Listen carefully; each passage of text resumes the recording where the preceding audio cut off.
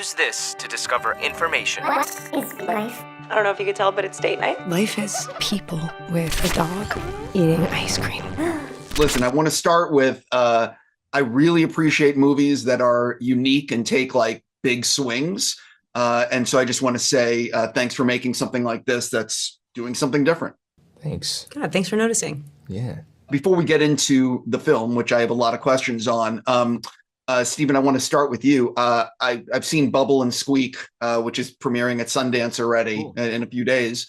So I just have to ask, how did you get ready, or how much fun did you have in that role and finding that accent? I had a lot of fun. I feel like that that eye was really fun, and just kind of like playing in a world where there wasn't a defined specific reality, but it was kind of open to like a collective understanding of it was freeing. So we just kind of messed around. Yeah, it's a lot of fun. I think people are going to enjoy it. And Kristen, I have to individual question for you. For a long time, you've talked about directing a feature, and you finally got to make it. So I'm just curious, like, when will people be able to see it? And what do you want to tell people about it? Oh, I didn't actually film it. It was just sort of something that I wanted to try out. No, I'm kidding. We did roll. We rolled when we made it.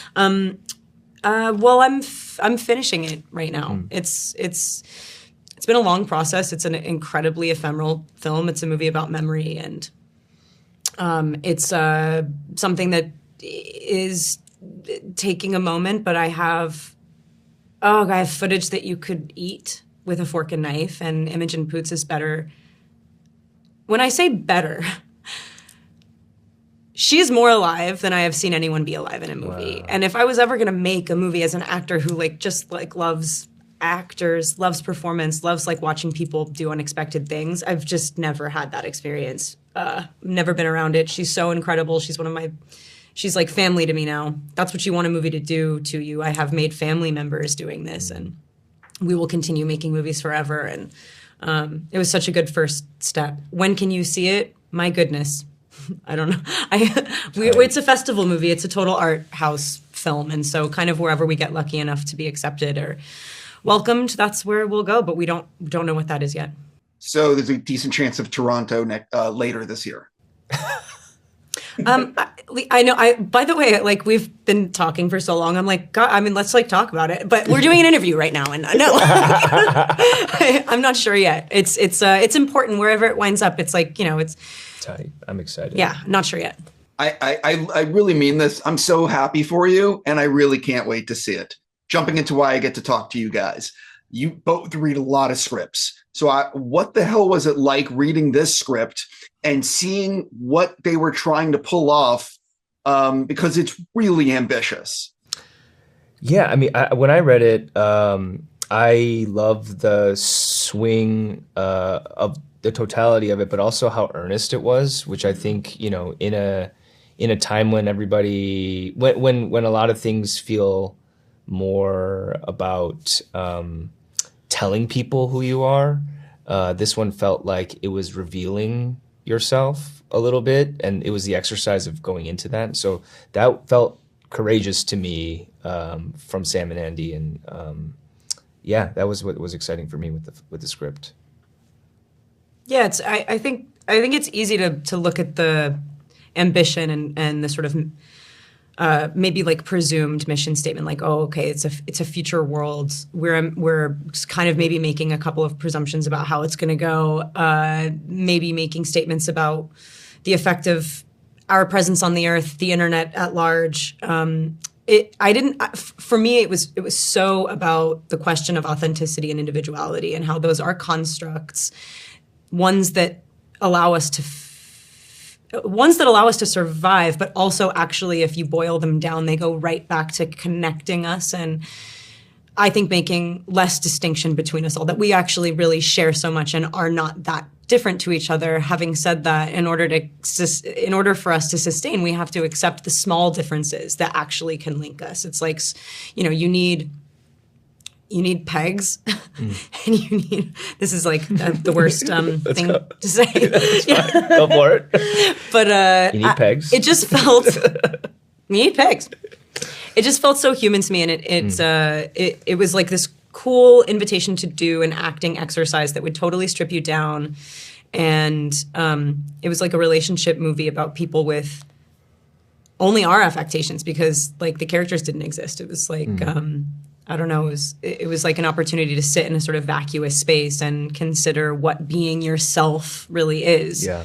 Because we're pretty obsessed with that. The internet's pretty obsessed with it, and yeah, just like fake versus real. That's something, you know, as reality is breaking more and more every day. I thought that this movie was really like the most confronting thing about it was its acknowledgement of that, and its earnestness in acknowledging that. That identity isn't fixed, and it's absolutely in our wheelhouse to define it. You are both not what I would call social media sharers. And so what was it like filming that social media stuff? And did you watch any people that are online and say, yeah, I can copy that? I mean, there were certainly people to watch. And there's a wide range of so many different people. There's people where their whole thing is to be like raw and authentic. And then there's other people who feel more artifice and like they're trying to present a different type of life. And you don't know what's real and what's fake. You don't know what any of that stuff. So it didn't feel like I was judging what was going on social media. For me, it was more just like realizing, and more so now, we made this film like, what, 3 years ago? It's funny that you say that. As you were talking, I was like, the internet changes with the wind. I mean, like in split-second periods, and this movie was written years ago. Yeah, years ago. And so the idea of influencers was a little bit more surfacey, superficial, Yes. sort of like presentational. Nowadays, it is all about like really letting it all hang out in a kind of more raw way. Totally. But then what's interesting too is like, it's now, I go to the comments. And I actually feel like Stay out of there. Yeah. But you know what I mean? Like I feel like people don't even look at the thing for what it is as much anymore. You want to know what other people think about the thing without even looking at the thing? You know what I mean? Yes. It almost feels like that's where the people are meeting. Is like it's like we all kind of know that maybe this is a slight performance, which is also revealing and authentic in its own way. Mm-hmm. Let's see what the conversation is about that, which is also a weird. We're in a weird reality right now, but you know. Yeah. Yeah. The influencers that I was looking at, we ultimately, like when we did Deja and Liam, I was judgmental and kind of, I guess, a little like shitty at first, being like, oh, I'm gonna play like some influencer. I need like long blonde hair then. I need to get extensions and it needs to be straight and I need to have like eyelashes. Like it was like, I started off really like aesthetically, like going like, yeah, she needs to look a certain way because all these people need to be sort of so plastic seeming. And then ultimately when me and Sam, the half of the directing team, were talking about this young person, it was like, no, this person's like an inspiration. And even if some of the things feel a little bit forced or inauthentic, there's such earnestness behind it that actually it would be cool if she was just really well-intentioned, just genuinely genuine. And so I did a 180 on what I thought we were going to do with those characters, because I thought at first it was going to be like kind of nonsense, like bullshit. And then ultimately I was like, I don't know, she's sweet. Like she wants to spread positivity. Yeah. And there's probably more going on like off camera or whatever, but what she's trying to leave, like her mark, I don't know, not so bad. Yeah, and there was also like things that it revealed over time too. Like Liam's journey for me was, you know, I was playing a guy that probably had chosen to just kind of what Deja wants, you know, in the same way that, you know, I am is kind of like, tell me what you need me to be. And Liam's artifice is kind of predicated on something else, which is like, I just want to be with this person. And maybe these are the things I need to do to be with this person until it gets to this boiling point. And he's like, I can't. Where am I? Yeah. Where am I? And so, yeah. Yeah. So it was yeah, Sam and Andy really, they went there. They really went there. I got to stop. I'm just going to say congrats, and I wish you guys nothing but the best. Thank you. Thank you.